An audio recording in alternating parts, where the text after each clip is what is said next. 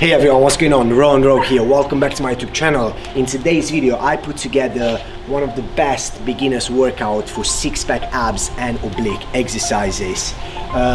This workout requires 10 exercises with 45 seconds into the exercise and 15 seconds break between each exercise. Before we're gonna get started, guys, I want to mention that I launched my fitness app on App Store for now. Soon it'll be available on Android and Google Play Store as well. Link can be found below in the description. This app is for everyone from level 1 all the way to level 10 or even more. Please check it out and let me know what you think in the comments below. Alright, enough talking, let's get to work.